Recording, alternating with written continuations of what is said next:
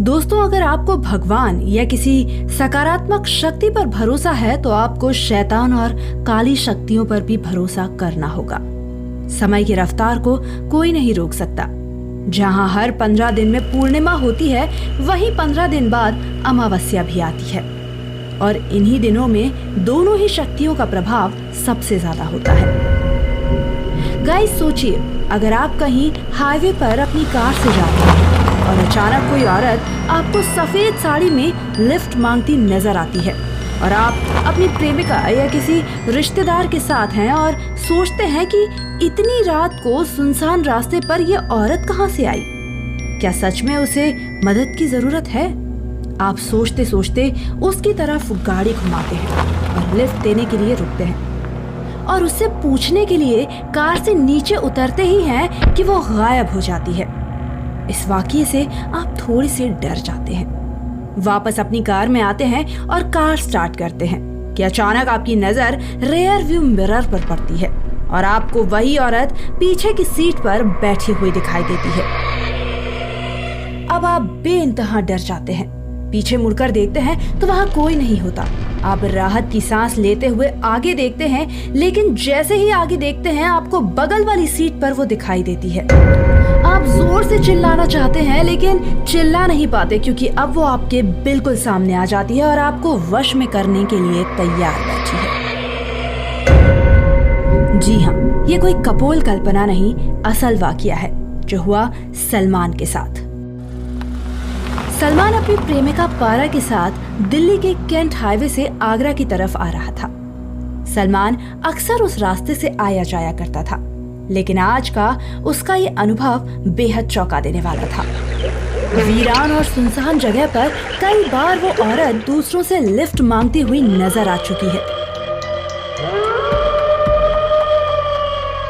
अगर कोई गाड़ी रोक देता है तो उसे अपने वश में कर लेती है, लेकिन अगर कोई गाड़ी ना रोके तो सफेद साड़ी में लिपटा साया उसकी गाड़ी की ही रफ्तार से तेज भागता हुआ गाड़ी के बोनट पर जा बैठता है और उसे मौत के घाट उतार देता है।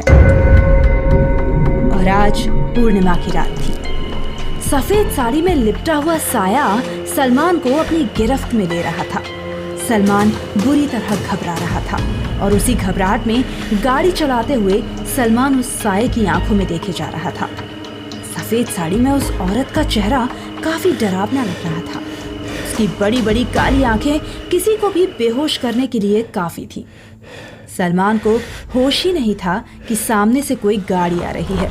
तभी अचानक बगल वाली सीट पर बैठी पारा ने कार का स्टीयरिंग घुमाया और गाड़ी को कंट्रोल करने की कोशिश की, पर कर नहीं पाई। गाड़ी का एक्सीडेंट हो गया।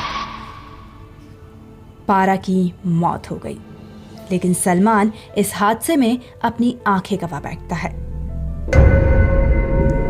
वहां के स्थानीय लोग सलमान को हॉस्पिटल पहुंचाते हैं, लेकिन सलमान का रुख वहां बहुत डरा देने वाला होता है। उसकी हड्डियां चटकने लगती हैं।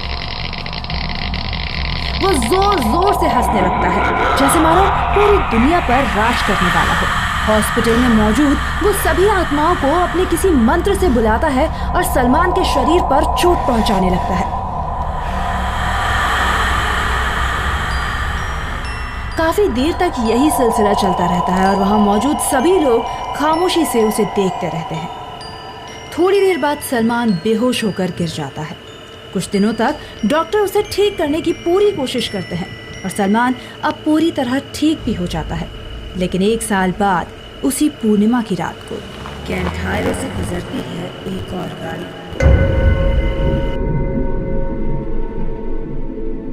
गाइस, आपको ये कहानी कैसी लगी हमें कमेंट बॉक्स में जरूर बताएं। वीडियो पसंद आए तो लाइक करके सब्सक्राइब कर अपने दोस्तों के साथ शेयर जरूर कीजिएगा।